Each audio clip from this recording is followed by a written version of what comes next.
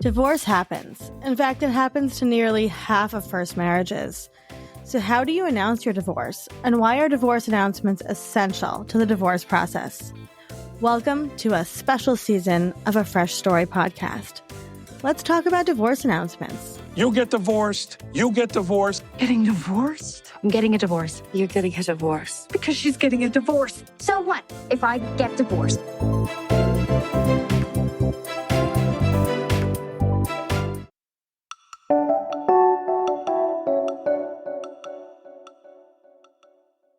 Hello. We're here with Jolie. Jolie, if you could take a second and give us a little bit of info about who you are, what you do, where you're from. Sure. My name is Jolie. I am from Columbus, Ohio. And what I do, I'm like a two-time business owner, and I'm actually just about to launch a new coaching business to be an empowerment coach for women. So that's really exciting. Well, Jolie, I've been following you for a while. We have a lot of mutual friends, and I have been so just overjoyed to see your journey through divorce into this really the definition of a fresh start. One of the big topics, obviously, we're going to talk about today is the divorce announcement. And so as somebody that has been on social media for a long time, I'm very curious. So when you got divorced or when you decided to get divorced, what was that like in terms of the announcement, both on social, but also with your family and friends? Yeah. So at the time that I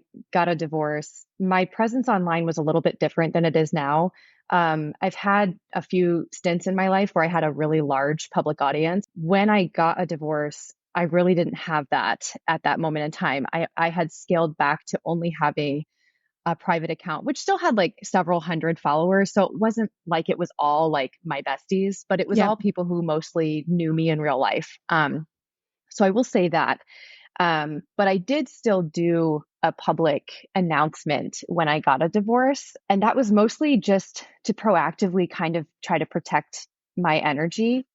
Yeah. So I had a small following. I didn't really have a public audience to deal with at that moment in time, but I did have, I had a Facebook account with a bunch of people that knew me and my ex-husband. And so it became clear quickly that to protect my own capacity and energy, I wanted to figure out a way to put this information out into the world so I wasn't having 900 individual conversations about my divorce.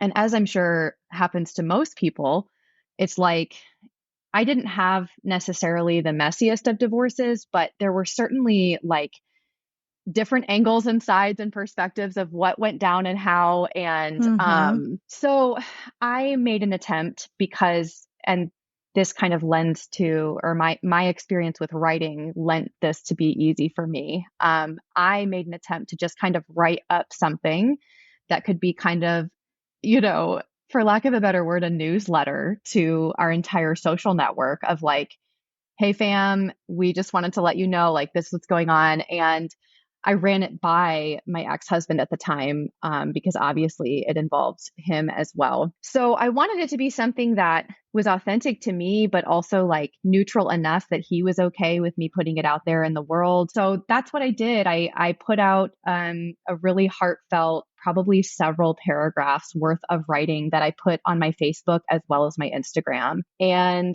I just tried to keep it as neutral as possible because it just, I'm sure most people understand in the midst of going through a divorce, it's like you get so burnt out emotionally from trying to explain the details of what happened and how you got here. And so I just tried to keep it as neutral as possible and as positive as possible so that no matter who read it and, internalized it, if they were to approach my ex-husband about it, they would approach him with complete neutrality of like, oh, I saw Jolie posted, I'm so sorry to hear that. But I kept most of my own experience out of it and just kind of tried to think like a PR agent. Yep, absolutely. Yeah. So that's what I did on the social media front. And then with friends and family, I think with my immediate family, I made phone calls. So making individual phone calls to my mother and my siblings. I'm really close with my dad. So he was aware kind of throughout the process what was going on. But aside from my own family of origin,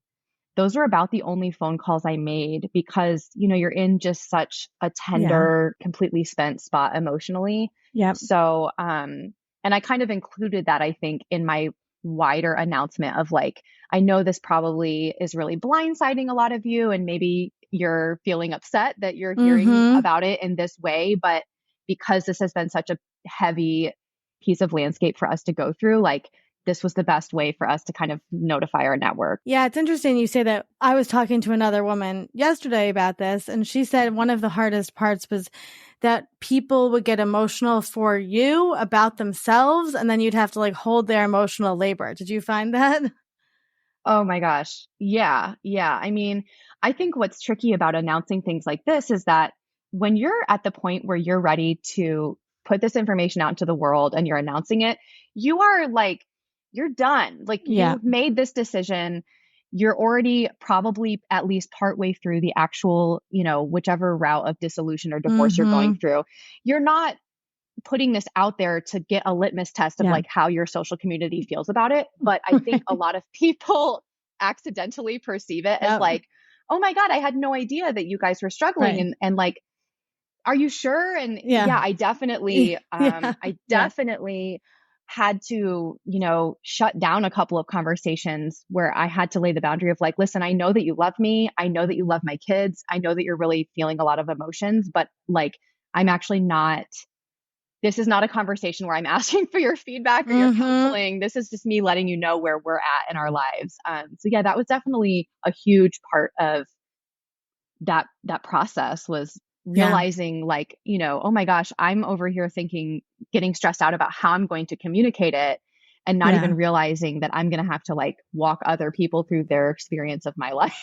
Yeah, it's interesting, right? Especially now from like a coaching perspective. You're like, they were really asking me to coach them through my own divorce. Were there any responses that surprised you or anything that you remember? Yeah, I mean, I think there were a couple of people close to me where, I think divorce really triggers people a lot. It Oh, really yeah. scares people. And even people who really love you and care about you and all of those things, right? It's still just a very triggering thing where, you notice like which people pull back and Yeah. which people get closer. And so, yeah, I had a couple of experiences with family members where it was like, it became this big tug of war where like they just really wanted to talk to me as if I was like still 2 years prior in marriage counseling and like looking Right. for solutions. Right. And that was tough because, it makes you feel like they don't trust your autonomy and your ability to navigate your own life experience. Right. And then you're in the position of kind of defending your life choices Right. when all you were really doing was wanting to let people know. Right. Informing. Yeah. Yeah. And, I also definitely felt like there were certain people that, again, it's just like this fear of like, I don't even think it's conscious for a lot of people, but No. a lot of people who, maybe we had conversations in the past where we were talking about the difficulties inside of our marriage and talking about, just our struggles. Once I crossed that threshold into a different realm, Yeah. which I'm not even qualifying as like better necessarily. Right. It's just a I different made a decision. decision that Yep. took me into a different realm. It really isolated me from a few relationships where it felt like other people kind of perceived this as like, okay, well, you crossed the fence over there and like that terrifies me. And I don't know how to like, I don't know how to calibrate that into my life without feeling like my life feels threatened. So yeah, it was a lot. I think when I was in that point, my headspace was so overcome with just surviving the immediate difficulties of Yeah. being somebody who's going through a divorce with small children, Yep. that I definitely didn't take into account, what kind of interactions I was going to be having once I was announcing this to everybody else, because my ex-husband and I knew for almost a year prior to telling people. So we had all this time to process it. And Yeah. I think looking back, I didn't realize that I needed to take into account that like I had all this time to process and these other people certainly did not. So that being said, why do you think a divorce announcement is so important when you're going through the process? I think it's a really great way to set the tone and the kind of framework that you're operating out of. So one thing that was really important for me that I felt was a big part of my compulsion to put a statement out there was my children, right? Because everybody treats divorce as if it's like just this complete atomic bomb on your children's lives. And you're just, you're irreparably harming their psyches and all this stuff, right? And what was really important to me was that I had worked really hard to frame the divorce to my children as something that may not be pleasant and may be actually quite difficult, but was just kind of an unavoidable part of life, right? Like gears shift, things die, things regrow, things take different form, things evolve. And we don't have to be completely blown over and demolished by things when that happens. We can take this stance of like, we understand that this is a part of life and we can kind of recalibrate as needed without letting this be a completely destructive force. So I had worked really hard with my kids to try to make that their framework. And I was really nervous that when it started to become more public, that people would start showing a bunch of pity to my kids or shame. And so a huge part of my motivation was to frame it to our public network as, listen, we want you to know that we've given this so much thought. We want you to know that we don't hate each other. And we want you to know that like we have not taught our children or primed our children that this is something to be ashamed of or something to be afraid of. And so please keep in mind when you speak to our children that they are not seeing this as something to be ashamed of. They are not seeing this as something to be afraid of. And it would really help us as a family if you could kind of hold on to your own kind of emotional experience of this and let my kids be kids and let this be to them what it is to them. I love that. I think that's so important. Whatever the situation is, it's a great kind of baseline to have, right, for your family, because it could be a big move. It could be somebody's sick. And it's just really important to like lay that ground level. I love that. So if somebody's listening to this and they are going through a divorce and they haven't done the divorce announcement yet, what would be some tips that you could offer them before they kind of put that out into the public? I think setting aside your emotional experience of the entire thing and trying to put on the hat of just kind of, like I said, like a neutral PR agent. You are going to have your own emotional experience of your ex and your whole experience. And it's probably not going to be great.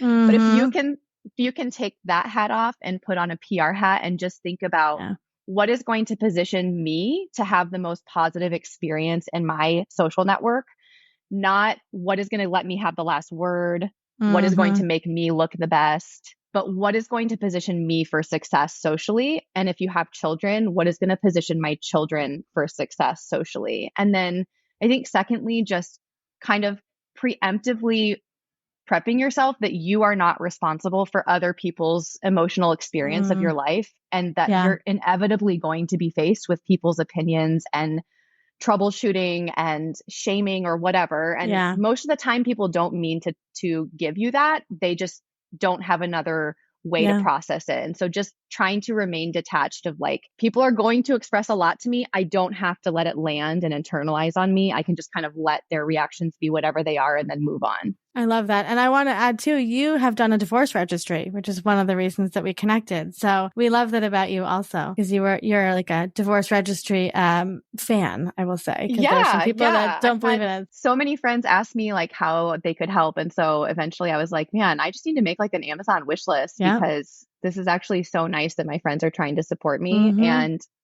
I love what you guys are doing. I love that you're changing the mentality around it, because I think there is so much stigma and shame around divorce and around asking for the support that you need. So what you're doing is awesome.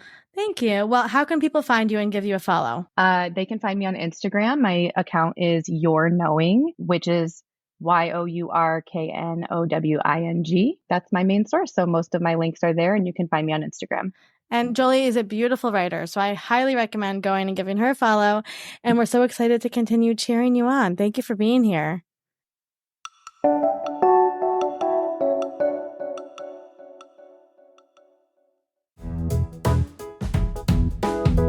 Thank you for listening to today's episode. A Fresh Story podcast is produced by Fresh Starts Registry, the first and only platform for everything you need to begin again, from home items to Hype Team and everything in between.